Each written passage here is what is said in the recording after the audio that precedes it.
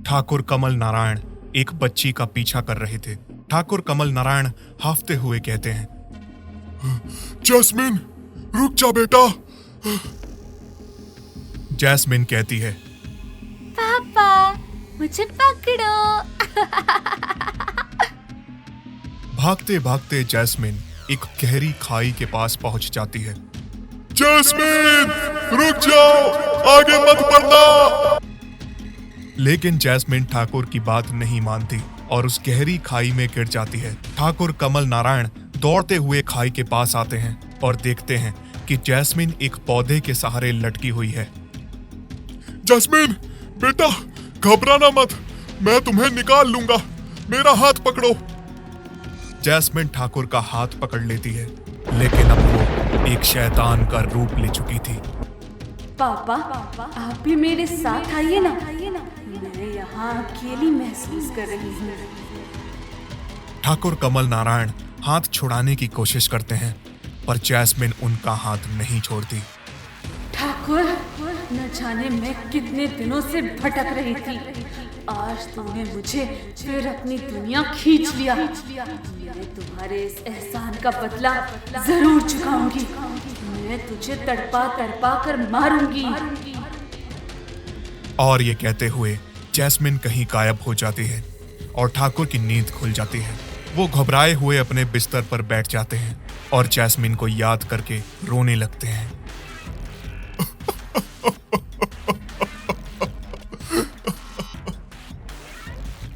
सुबह का समय, ठाकुर कमल नारायण के घर के सामने एक कार आकर रुकती है। आदित्य की मां शांति और मामा कैलाश घर आते हैं। ठाकुर कमल नारायण ने कहा, अच्छा हुआ शांति जो तुम यहाँ आ गई, आदित्य अकेला परेशान हो रहा था। शांति ने कहा, भाई साहब, मैंने आदित्य से कहा था मुझे भी अपने साथ ले चल, पर उसने मेरी बात ही नहीं सुनी। ठाकुर कमल नारायण ने हंसते हुए कहा, आदित्य की अब शादी करनी पड़ेगी, तब जाकर वो सुधरेगा। सभी लोग घर के अंदर चले जाते हैं, लेकिन कैलाश कार के पास खड़ा रह जाता है। कैलाश ने खुद से कहा, मुझे किसी ने अंदर आने के लिए कहा ही नहीं, और इतने सारे बैग क्या मैं अकेला उतारूंगा? नौकर कहाँ गए? कैलाश ये सोच ही रहा था कि तभी पीछे से आदित्य उनके पास आता है। मामा, तुम यहाँ क्यों रुके हो? अंदर आओ, सामान दीनू ले आएगा। कैलाश ने आदित्य से हंसते हुए पूछा, यार आदित्य, एक बात तो बताओ, तुम्हें इस हवेली में रहते हुए कुछ लगा तो नहीं? नहीं, लेकिन तुम क्यों ये पूछ रहे हो? ये हवेली किसी भूतिया फिल्मों की हवेली से कम नहीं लगती, इसीलिए पूछ रहा था। तुम भी अजीब हो मामा, मजाक करने की आदत तुम्हारी गई नहीं। चलो अब अंदर चलें। दोनों हंसते हुए अंदर चले जाते हैं। खाने की मेज पर, रात को खाने की मेज पर बैठे सभी बातें कर रहे होते हैं। दीनू, अरे ओ दीनू, कहाँ मर गया? जल्दी यहाँ। जी मालिक। दीनू, तू मुझे चूहे खिलाकर मारना चाहता है? मालिक, चूहे? कहाँ हैं चूहे? ठाकुर ने गुस्से से अपनी प्लेट को आगे बढ़ाते हुए कहा, ये देख, ये मरा हुआ चूहा नहीं है तो क्या है? सभी ठाकुर कमल नारायण की प्लेट की ओर देखने लगे। वो सभी कमल नारायण का बर्ताव देखकर हैरान थे। आदित्य ने ठाकुर को टोकते हुए कहा, ताऊजी, ये चूहा नहीं, भरवा बैंगन है। ये तो आपको बहुत पसंद है। लेकिन ठाकुर किसी की बात मानने को तैयार नहीं थे। ना जाने उन्हें क्यों उनकी प्लेट में मरा हुआ चूहा दिख रहा था। वो खाने की मेज से उठकर चले जाते हैं। आदित्य ठाकुर कमल नारायण के कमरे में आता है। ताऊजी, क्या हो गया आपको? आपकी तबीयत तो ठीक है? बेटा आदित्य, मुझे कुछ हो रहा है। मुझे अजीब अजीब सी आवाजें सुनाई देती हैं और हर जगह कीड़े मकोड़े दिखाई देते हैं। ऐसा लगता है मैं पागल हो जाऊंगा।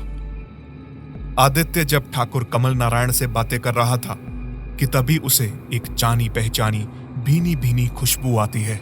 आदित्य खुद से कहता है, ताऊजी के कमरे में ये खुशबू कैसी? ये काफी जानी पहचानी लग रही है। रात का समय, आदित्य और उसके घरवाले ठाकुर की खराब हो रही तबीयत को लेकर काफी परेशान होते हैं। डॉक्टर ने ठाकुर कमल नारायण को दवाइयां दी, लेकिन ठाकुर की हालत दिन ब दिन बिगड़ती ही जा रही थी।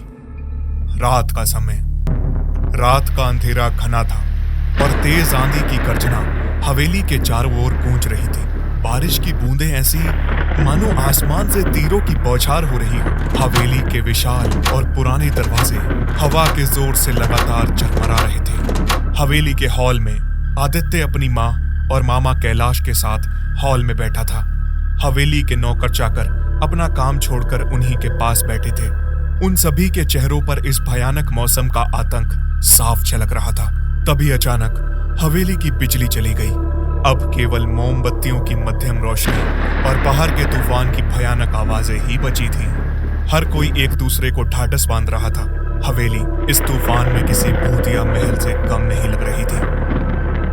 तभी कैलाश को खिड़की से एक परछाई दिखाई देती है। कैलाश ने खिड़की से झांकते हुए कहा, कौन है वहां? लेकिन कैलाश को कोई दिखाई नहीं देता। कैलाश ने तीनू से टॉर्च मंगाई और तीनू से कहा, तीनू तू भी मेरे साथ चल। क्या हुआ साहब? क्या आपको डर लग रहा है? क्या कहा तूने? मुझे डर लग रहा है? शायद तुझे पता नहीं है, अच्छे अच्छे भूत मेरे नाम सुनकर भाग खड़े होते हैं। तू टेंशन मत ले, बस मेरे आगे आगे चल। दीनू और कैलाश खिड़की से बाहर झांक ही रहे थे कि तभी एक औरत ठीक उनके सामने आ जाती है। कैलाश जोर से चीखकर बेहोश हो जाता है। तीनों भी डरकर भागते हुए हॉल में बैठे आदित्य के पास आता है और कहता है, मालिक मालिक चुड़ैल। आदित्य ने दीनू को डांटते हुए कहा, कैसी बकवास कर रहे हो? मालिक मैं सच कह रहा हूँ, यकीन ना हो तो मेरे साथ चलकर आप खुद देख लीजिए।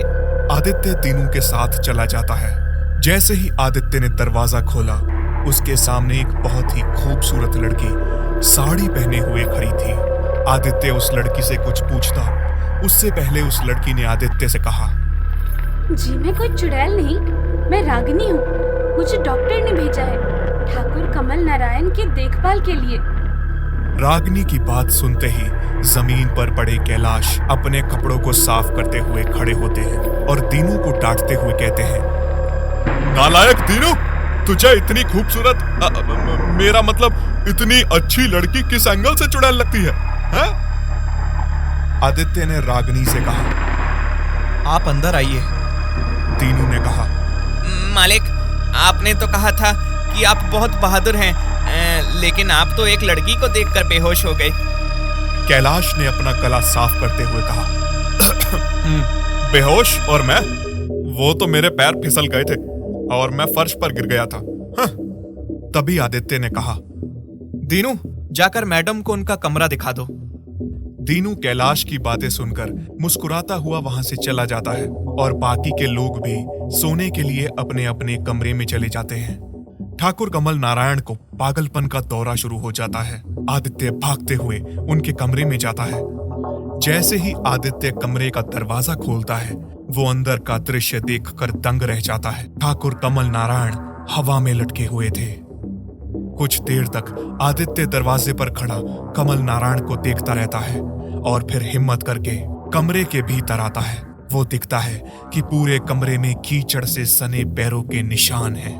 उन पैरों के निशानों को देखकर आदित्य खुद से कहता है, ये किसके पैरों के निशान हैं? तभी कमरे में कैलाश भी वहीं पहुंच जाते हैं। आदित्य ने कैलाश को पैरों के निशान दिखाए। कैलाश ने उन निशानों को देखते हुए कहा, देखो आदित्य, बाहर से आने वाला एक ही इंसान इस हवेली में है, वो नर्स। कहीं वो ठाकुर के कमरे में तो नहीं आई थी? कैलाश की बातों ने आदित्य को सोचने पर मजबूर कर दिया। आदित्य और कैलाश आपस में बातें कर रहे थे कि तभी किसी महिला की चीख सुनाई देती है। आदित्य और कैलाश भागते हुए कमरे से बाहर आते हैं। वो हॉल में पहुंचते हैं। उन्होंने देखा कि सोफे पे खड़ी रागिनी चीख रही थी। आदित्य ने रागिनी से पूछा, आप चीख क्यों रही हैं? क्या बात है? अभी अभी मैंने बहुत ही भयानक आदमी देखा। वो मुझे उस खिड़की से घूर रहा था। आदित्य कैलाश की ओर देखता है और रागिनी से कहता है, ऐसा कुछ नहीं है, आपको डरने की जरूरत नहीं। अंधेरे की वजह से शायद आपको कोई वहम हुआ होगा। नहीं नहीं, ये मेरा वहम नहीं है, वहाँ जरूर कोई था। आदित्य रागिनी से कहता है। आप घबराइए नहीं, मैं जाकर बाहर देखता हूँ। तब तक आप अपने कमरे में जाकर आराम कीजिए।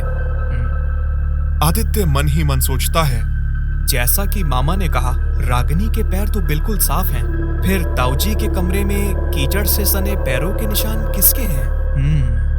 आदित्य अपने कमरे में आता है। जैसे ही वो अपने कमरे का दरवाजा खोलता है, उसके रूम में रखा साउंड सिस्टम बज उठता है। आदित्य हैरान होकर खुद से कहता है, ये कैसे हो सकता है?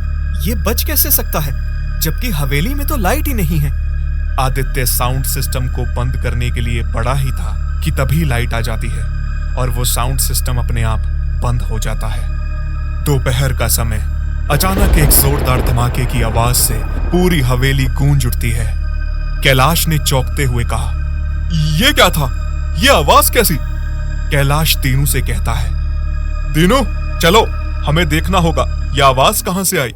दोनों ठाकुर कमल नारायण के कमरे की ओर बढ़ते हैं। दरवाजे के पास पहुंचते ही उन्हें गोलियां चलने की आवाज सुनाई देती है। कमरे में घुसते ही कैलाश और दीनू देखते हैं कि ठाकुर कमल नारायण हाथ में बंदूक लिए इधर उधर फायरिंग कर रहे हैं। उनकी आंखों में डर और पागलपन साफ झलक रहा था। देखो देखो, वो शैतान, वो मेरी जान की दुश्मन बनी हुई है। मैं उसे आज नहीं छोड़ूंगा। ठाकुर साहब, आप ये क्या कर रहे हैं? ठाकुर का चेहरा पसीने से तरबतर था और उसकी आंखें डर से पथराई थीं कि तभी अचानक रागिनी कमरे में दाखिल होती है। ठाकुर साहब, शांत हो जाइए, आप खुद को और दूसरों को नुकसान पहुंचा सकते हैं। रागिनी, कैलाश और दीनू मिलकर ठाकुर कमल नारायण को पकड़ते हैं और बेड पर लेटाते हैं। रागिनी जल्दी से एक इंजेक्शन तैयार करती है और ठाकुर को लगाती है। धीरे धीरे ठाकुर की आंखें बंद होने लगती हैं और वो गहरी नींद में सो जाते हैं। ठाकुर साहब का पागलपन बढ़ता जा रहा है, इन्हें इलाज के लिए शहर ले जाना होगा। कैलाश कुछ सोचते हुए कहता है, लेकिन आदित्य से बिना पूछे हम इन्हें नहीं ले जा सकते। इन्हें आदित्य के वापस आने तक यहीं रखना होगा। रागिनी और कैलाश की बातचीत के दौरान कमरे में ठंडी हवा का झोंका आता है और खिड़की पर एक परछाई दिखाई देती है। तभी कमरे की बत्तियां अचानक जलने और बुझने लगती हैं और दोपहर के समय अचानक कमरे में खूब अंधेरा हो जाता है। कैलाश घबराता हुआ कहता है, रागिनी, दीनू, तुम कहाँ हो? दोनों उनकी बातों का कोई जवाब नहीं देते। तभी कैलाश को अचानक अपने शरीर पर बहुत भारीपन महसूस होने लगता है। वो दीवार का सहारा लेकर बहुत मुश्किल से खड़ा हो पा रहा था। कमरे में लाइट आ जाती है और वो देखता है कि उस कमरे में वो अकेला था। कैलाश खुद से कहता है, ये मैं कहाँ आ गया? मैं तो नीचे था, लेकिन ऊपर की मंजिल में कैसे पहुंच गया? रागिनी ने सीढ़ियों से उतर रहे कैलाश की ओर देखते हुए कहा, कैलाश जी, ये आपकी गर्दन पर खून कैसा? क्या आपको चोट लगी है? कैलाश लड़खड़ाते हुए सीढ़ियों से नीचे उतरकर सोफे पर बैठ जाता है। कैलाश रागिनी से कहता है, रागिनी जी, पता नहीं क्यों अचानक मेरा शरीर बहुत भारी लग रहा है और मुझे कमजोरी भी लग रही है। ऐसा लगता है मेरे शरीर में जान ही नहीं बची। कैलाश जी, आपको आराम की जरूरत है। यह कहते हुए रागिनी ने कैलाश की चोट पर दवाई लगाई। रात का समय, हवेली में पहला रात का डरावना सन्नाटा गहरा होता जा रहा था। दूर कहीं से आ रही उल्लू की आवाज सभी के मन में डर पैदा कर रही थी। बारिश की बूंदें टिप टिप करती हुई ऐसी गिर रही थी जैसे मानो वो किसी भयानक समय के इंतजार में काउंट डाउन कर रही हूँ। हवेली के भीतर बेचैन कर देने वाली खामोशी पसरी हुई थी। इधर ठाकुर अपने बिस्तर पर लेटे हुए थे। उनका मजबूत शरीर अब काफी कमजोर और दुबला हो गया था। हर एक सांस उनके लिए कठिन होती जा रही थी। एक अजीब सी खरखराहट भरा स्वर उस कमरे में लगातार गूंज रहा था। ठाकुर के कमरे में एक कोने पर एक काली आकृति हिल रही थी। यह शालका की आत्मा थी, जिसने शायद ठाकुर के जीवन शक्ति को चूसने के बाद उनके शरीर को छोड़ दिया था। ठाकुर की ऐसी दुर्गति करने के बावजूद भी शालका ने अपनी खोई हुई शक्ति वापस नहीं पाई थी। ठाकुर का शरीर बहुत कमजोर हो चुका था, इसीलिए शालका को एक नए मेजबान की तलाश थी। शालका एक बार फिर बिस्तर की ओर सरकती हुई आ रही थी। परछाई में उसका रूप मुश्किल से दिखाई दे रहा था। ठाकुर की आंखें भय से चौड़ी हो गई। ठाकुर ने चीखने की कोशिश की, लेकिन उनके गले से आवाज ही नहीं निकल सकी। ठाकुर कमल नारायण ने अपनी कमजोर होती हुई आवाज में कहा, शालका, मुझे छोड़ दो। शालका रुक गई। उसके होठों पर एक क्रूर मुस्कान उभरी। उसने एक भूतिया हाथ बढ़ाया और ठाकुर के माथे को सहलाते हुए कहा, ठाकुर, घबराओ मत, मैं तुझे इतनी आसान मौत नहीं दूंगी। तभी एक हल्की सी आवाज कमरे में गूंजी। शालका एक कोने से जाकर चिपक गई। ठाकुर का दिल डर के मारे तेजी से धड़क रहा था। तभी कमरे का दरवाजा खुला। ये रागनी थी। वो ठाकुर को दवाइयां देने आई थी। रागनी में वो सब कुछ था जिसकी तलाश शालका को थी। रागनी ने कहा, ठाकुर, मैं आपके लिए सूप लाई हूँ, इसे पी लीजिए। तभी अचानक शालका की आकृति गायब हो गई। रागनी धीरे धीरे गुनगुना रही थी। खतरे से बेखबर वो ट्रे पर सूप का कटोरा रखकर ठाकुर की ओर बढ़ ही रही थी कि तभी उसके शरीर में एक ठंडी लहर दौड़ गई। उसके बाल बिखर गए और उसके चेहरे पर एक अजीब सी मुस्कान बिखर गई। ठाकुर को रागिनी का बर्ताव एक ही पल में पतला पतला लगने लगा। वो बहुत घबरा रहे थे। रागिनी ठाकुर के पास पहुंची और उसने ठाकुर के ऊपर सूप का कटोरा पलट दिया और जोर जोर से हंसते हुए वहां से चली गई। रागिनी सीढ़ियों से उतर ही रही थी कि तभी किचन में सो रहा सोनू की नींद खुल गई।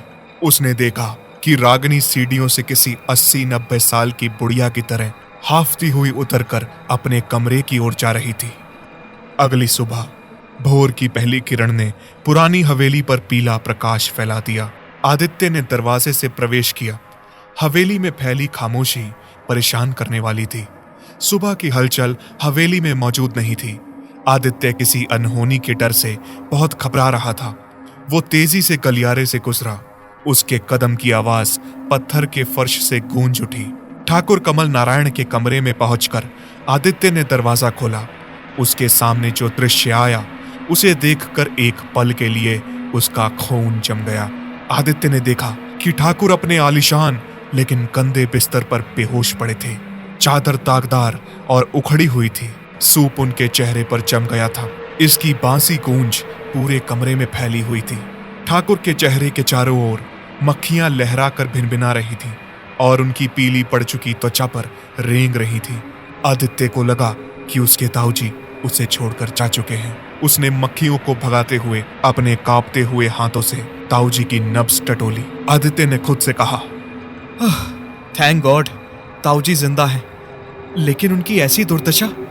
आदित्य बहुत गुस्से से कमरे के बाहर निकला और जोर जोर से दीनू दीनू आवाज लगाने लगा। दीनू दीनू।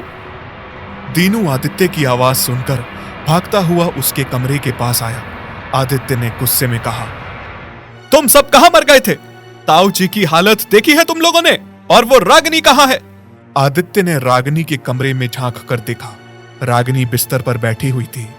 उसके बाल खुले थे और वो लगातार कुछ बड़बड़ा रही थी। रागिनी की ऐसी हालत देखकर आदित्य को समझने में देर नहीं लगी कि यह दुष्ट शालका का साया अभी हटा नहीं है। आदित्य भागकर अपने कमरे में गया और दराज में कुछ ढूंढने लगा। तभी आदित्य के मामा कैलाश उसके पास गए। वो बहुत बीमार लग रहे थे और किसी बूढ़े की तरह झुक कर चल रहे थे। आदित्य को आवाज देते हुए कैलाश ने कहा, आदित्य, तुम कब आए और इतनी हड़बड़ाहट में क्या ढूंढ रहे हो? आदित्य कुछ जवाब दे पाता उससे पहले ही आदित्य को ओझा की दी हुई ताबीज मिल गई। उस ताबीज को हाथ में लेकर आदित्य कैलाश की ओर मुड़ा। मामा, ये ताबीज। आदित्य ने कुछ ऐसा देखा कि उसकी हलक से निकली बात उसके हलक में ही अटक गई। ताबीज? आदित्य ने बात बनाते हुए कहा, नहीं मामा, चाबी। हाँ, मेरी एक चाबी नहीं मिल रही। दरअसल ओझा का ताबीज हाथ में पकड़ते हुए आदित्य ने देखा कि शालका मामा कैलाश की पीठ पर सवार है। वो आदित्य को देखकर मुस्कुरा रही है। शालका की उंगलियां लंबी और कंकाल जैसी कैलाश के कंधे से चिपकी हुई हैं। और उसके नाखून कैलाश के कंधे में कड़े हुए थे। लेकिन आदित्य ने जानबूझकर ऐसा बिहेव किया मानो उसे शालका दिखाई ही नहीं दे रही हो। आदित्य ने कैलाश से पूछा, मामा तुम ठीक तो हो? कैलाश ने कहा, आदित्य पता नहीं क्या हो गया यार, कल से ऐसा लग रहा है जैसे मेरे शरीर पर कोई बोझ लाद दिया हो। आदित्य, मेरे पूरे शरीर में तेज दर्द हो रहा है। आदित्य ने कहा, मामा चिंता मत करो, मैं दवाई दूंगा, तुम जल्दी ठीक हो जाओगे। अभी तुम आराम करो, मैं शहर से तुम्हारे लिए दवा लेकर आता हूँ। ये कहकर आदित्य कमरे के बाहर निकल गया। आदित्य ने खुद से कहा, हर हाल में उस ओझा को खोजना होगा, वही है जो मुझे और मेरे परिवार को इस शैतान से बचा सकता है। आदित्य कार लेकर जंगल की ओर चला जाता है। कुछ देर की ड्राइविंग के बाद जंगल के सामने आ जाता है। अब यहाँ से मुझे पैदल ही जाना होगा। आदित्य जंगल के अंदर चला जाता है। आदित्य के जाने के बाद सुबह हवेली में लता नाश्ता बनाने की तैयारी कर रही थी। वो गुनगुनाते हुए अपने काम में मस्त थी। हवेली में कल रात की उथल पुथल के बीच आज की सुबह थोड़ी आरामदायक थी। लता ने सब्जी की टोकरी में हाथ डाला। जैसे ही उसकी उंगलियां किसी ठंडी और गीली चीज से टकराई, उसने तेजी से अपना हाथ वापस खींच लिया। गाने की धुन उसके होठों पर खत्म हो गई। एक गहरी सांस लेते हुए वो ये देखने के लिए झुकी कि क्या हुआ। उसने जो देखा उसे उसने सुखा दिया। लता ने देखा कि गोबियों के बीच एक इंसान का सिर पड़ा था। उस कटे हुए सिर की बेजान आंखें ऊपर की ओर घूम रही थी। मुंह आखिरी चीख के साथ खुला ही रह गया था। ये दीनू था, इस हवेली का सबसे पुराना और वफादार नौकर। कुछ ही देर में कलियारा कदमों की आवाज से भर गया। आदित्य की माँ घर से कई अन्य सदस्यों के साथ रसोई में पहुंची। उमा, क्या हुआ? मालकिन, इसका नाम उमा नहीं लता है। बेवकूफ, वो डरकर चीख रही है और तुझे उसकी नाम की पड़ी है। लता, क्या हुआ? तू क्यों चीख रही है? लता अभी भी सदमे में थी। उसने सब्जी की टोकरी की तरफ कांपती हुई उंगलियों से इशारा किया। वहां का खौफनाक नजारा देखकर आदित्य की मां लड़खड़ाती हुई पीछे हटी। उसका हाथ उसके मुंह पर चला गया और वो चीख को दबाने की कोशिश कर रही थी। उसकी आंखों में आंसू भर आए। यह दृश्य उसके लिए असहनीय था। कमरे में मौजूद लोगों के चेहरे डर से पीले पड़ चुके थे। रात का समय, आदित्य जंगल में। आदित्य आखिरकार उन आदिवासियों के गांव में पहुंच गया जहां ओझा रहता था। यहाँ पेड़ों के बीच छिपी हुई झोपड़ियों का एक छोटा समूह था। आदित्य ने लोगों से ओझा के बारे में पता पूछा और वो पहली पगडंडियों से होते हुए ओझा की झोपड़ी में पहुंच गया। आदित्य ने झोपड़ी के दरवाजे पर लटक रहे खुरदुरे कपड़े के पर्दे को एक तरफ धकेला और कमरे में अंदर गया। झोपड़ी के अंदर जड़ी बूटियां और धूप बत्ती की सुगंध फैली हुई थी। ओझा के अघोरी उसी घर में खड़े थे। तभी एक युवा अघोरी, जिसे सब अघोरी कहते थे, आदित्य के पास आया। गुरुजी अंदर हैं, वो आपकी ही प्रतीक्षा कर रहे हैं। अघोरी ने आदित्य को भीतर ले जाते हुए कहा। गुरुजी उस रात के बाद बोल ही नहीं सके, उनकी आवाज जा चुकी है। आदित्य ने ओझा को देखा तो वो सहम गया। एक समय मजबूत दिखने वाला इंसान जिसने शालका की बुरी आत्मा से लड़ाई करी थी, आज काफी कमजोर और बूढ़ा दिखाई दे रहा था। उसकी त्वचा उसकी हड्डियों से चिपकी हुई थी। उसकी आंखें धसी हुई और खोखली थी। ओझा की ये हालत आदित्य के दिल में दुख की एक पीड़ा लेकर आई। ओझा के बगल में घुटने टेकते हुए आदित्य ने धीरे से कहा, क्या शालका ने ऐसा किया है? ओझा ने धीरे से सिर हिलाया। उसकी आंखों में दर्द और निराशा साफ झलक रही थी। आदित्य ने कांपती हुई आवाज में पूछा, क्या वो खत्म नहीं हुई? फिर ओझा ने सिर हिलाया। आदित्य के दिमाग में कई सवाल घूम रहे थे। उस शैतान ने अपनी बुरी शक्तियां हमारे गुरुजी पर छोड़ दी हैं। वो शक्तियां दिन ब दिन उन्हें कमजोर कर रही हैं। अगर हमने जल्द ही उसे नष्ट नहीं किया तो हमारे गुरुजी की जान भी जा सकती है। आदित्य कुछ कह पाता उससे पहले ही ओझा का शरीर अजीब ढंग से ऐंठने लगा। उसके गले में एक ठंडी कुर्राहट निकल रही थी। उसके मुंह से खून की धार बह रही थी जो फर्श पर फैल रही थी और वो दर्द से तड़प रहा था। अंतिम कांपती हुई सांसों के साथ ओझा का शरीर शांत हो गया। कमरे में मातम छा गया। आदित्य ने अघोरी की ओर देखा, जो अपने गुरुजी के पास खड़ा रो रहा था। हमें शालका की बची हुई शक्तियों को नष्ट करने का कोई रास्ता खोजना होगा। अघोरी ने आंसू पोंछते हुए सिर हिलाते हुए कहा, एक तरीका है जो इस शैतान को हमेशा हमेशा के लिए खत्म कर सकता है। इतना कहने के बाद अघोरी ने आदित्य के कानों में कुछ कहा। आदित्य वहां से उठा और कहा, ठीक है, आपने जैसा कहा है वैसा ही होगा। कुछ दिन बाद अमावस्या की रात। आज अमावस्या की रात थी। आदित्य अपनी पूरी तैयारी के साथ शालका का इंतजार कर रहा था। घड़ी ने रात में 1 बजने का इशारा किया ही था कि तभी आदित्य को किसी के सीढ़ियों से उतरने की आहट सुनाई थी। आदित्य ने धीमे से कमरे के दरवाजे को खोला। आदित्य ने देखा कि ये रागनी थी, जो किसी बुढ़िया की तरह झुककर चलते हुए सीढ़ियों से उतर रही थी। आदित्य भी उसके पीछे दबे पांव चल दिया। अभी वो थोड़ी दूर चला ही था कि तभी आदित्य ने देखा कि रागनी के लिए घर के दरवाजे अपने आप खुल रहे थे। रागनी का पीछा करते हुए आदित्य हवेली के उस हिस्से में आ गया जहां से जंगल जाने का रास्ता शुरू होता था। आदित्य रागनी का पीछा कर ही रहा था कि तभी ना जाने रागनी जंगल में कहां गायब हो गई। आदित्य परेशान होकर इधर उधर रागनी को ढूंढने लगा। तभी किसी ने आदित्य की गर्दन को पीछे से जकड़ लिया। आदित्य हिल डुल भी नहीं पा रहा था। रागनी ने हंसते हुए कहा, तुझे क्या लगा तू मेरा पीछा करेगा और मुझे पता भी नहीं चलेगा? आज तुझे मरने से कोई नहीं बचा सकता। रागिनी, तुम इस शैतान से लड़ सकती हो। रागिनी, होश में आओ। ये सुनते ही अचानक रागनी रोते हुए आदित्य से लिपट गई और बोली, आदित्य, मुझे बचा लो, मुझे बहुत डर लग रहा है, पता नहीं मुझे क्या हो रहा है। आदित्य ने कहा, रागिनी, तुम चिंता मत करो, आज इस शालका का अंत होकर रहेगा। लेकिन तुम इस शैतान को अकेले कैसे मारोगे? मुझे शालका के शरीर का पता चल गया है। हम उसे जला देंगे, जिसके बाद वो हमेशा हमेशा के लिए खत्म हो जाएगी। तुम मेरे साथ चलो, हम बस उस जगह पर पहुंचने ही वाले हैं। आदित्य रागनी के साथ उस पेड़ के पास पहुंच जाता है जहां पर पहले से मौजूद अघोरी ने पेड़ के जलाने की पूरी तैयारी कर दी थी। उसने अपने तंत्र साधना भी शुरू कर दी थी। अघोरी ने आदित्य से कहा, आदित्य, शालका का शरीर तने के अंदर है। अब समय आ चुका है, इस पेड़ को जला दिया जाए, वरना एक बार वो आत्मा अमावस की रात को अपने शरीर के पास पहुंच गई तो वो अपनी खोई हुई शक्तियां फिर से प्राप्त कर लेगी।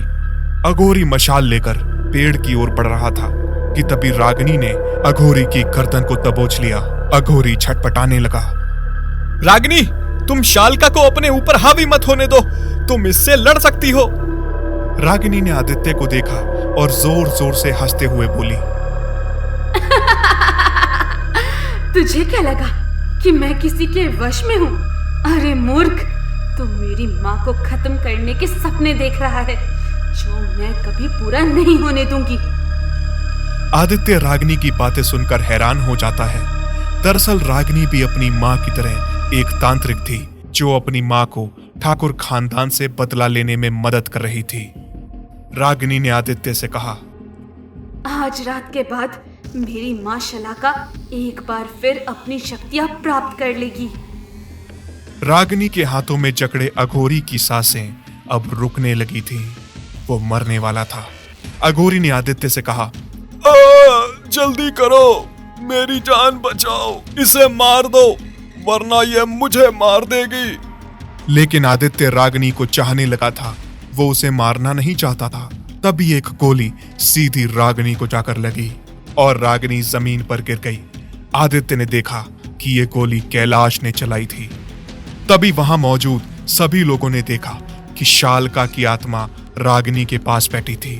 वो गुस्से से बहुत जोर जोर से चीख रही थी। आदित्य, जल्दी करो, पेड़ में आग लगा दो। अघोरी की बात सुनकर शालका एक बार फिर बहुत तेजी से चीखी। लेकिन शालका अपनी बेटी की मौत से बहुत दुखी हो चुकी थी। इससे पहले शालका कुछ अपने दुख से उबरकर उन लोगों पर हमला कर पाती, आदित्य ने पेड़ में आग लगा दी। पेड़ तेज लपटों के साथ जल उठा। पेड़ के जलते ही शालका की आत्मा के साथ रागनी का शरीर भी जल उठा। शालका की आखिरी चीख के साथ जंगल खामोश पड़ गया। सबने देखा कि शालका और रागिनी की आत्मा धुएं के साथ आसमान में एक नए सफर के लिए चली गई। इसी के साथ ठाकुर खानदान को शालका के आतंक से हमेशा हमेशा के लिए मुक्ति मिल गई। अगर आपको हमारी यह हॉरर स्टोरी अच्छी लगी हो तो और भी अच्छी अच्छी हॉरर स्टोरी देखने के लिए हमारे चैनल को सब्सक्राइब करें, लाइक करें, शेयर करें और कमेंट करना ना भूलें।